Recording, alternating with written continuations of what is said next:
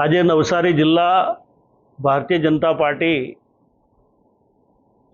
આખી ટીમને અભિનંદન આપું છું અને જનતાને વિશેષ આપું છું એટલા માટે કે અમે સવારથી મારી સાથે અમારા અધ્યક્ષ ભાઈ શ્રી ભુરાભાઈ, પ્રભારી શ્રી શંકરભાઈ, આપણા સંસદ સભ્ય ભાઈ શ્રી ધવલભાઈ, અમારા ચૂંટણી કન્વીનર અશોકભાઈ, એની સાથે અન્ય આગેવાનો સતત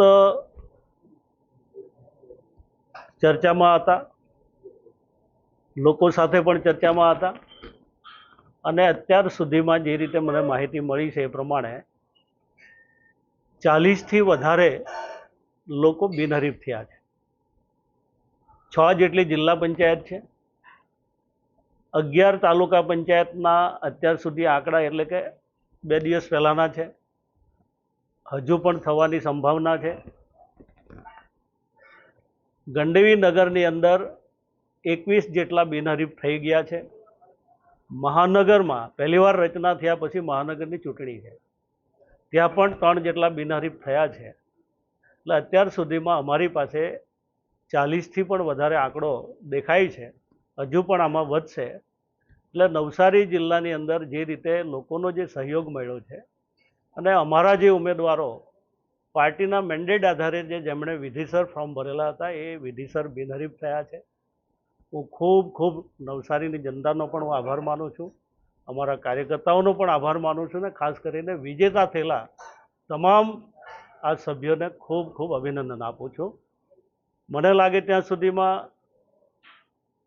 જે રીતે નવસારીનું જે પરિણામ આવ્યું છે, અમને શરૂઆતથી જ એવું લાગતું હતું કે પૂરા નવસારીમાં વાંસદાથી લઈ, ચીખલીથી લઈ, ખેરગામથી લઈને જે ટ્રાઇબલ પટ્ટો છે ત્યાં પણ જબરજસ્ત માહોલ છે। આ વખતે અમે પૂરેપૂરી સીટ જીતવાના પ્રયત્ન કરીએ છીએ, એટલે બાકી રહેલી સીટો પણ અમે તમામ જગ્યાએ અમારા ઉમેદવારો જીતશે એવો મને પૂરો વિશ્વાસ છે। કારણ કે આ વખતનો માહોલ અને આદરણીય નરેન્દ્રભાઈ પ્રત્યે જે આદિવાસી હોય કે અન્ય સમાજ હોય ખૂબ ભરોસો છે। નગર હોય કે મહાનગર હોય ત્યાં પણ એટલું બધું વાતાવરણ સારું લાગે છે, કારણ કે ગુજરાત સરકાર અને ભારત સરકારના કરેલા કામો કોઈ વિગ્રહ નહીં। અત્યારે જ ન્યૂઝરૂમ ગુજરાતની યુટ્યુબ ચેનલને સબસ્ક્રાઇબ કરો અને ઇન્સ્ટાગ્રામ અને ફેસબુક પર ફોલો કરો। અપડેટ રહો, સત્યની સાથે રહો।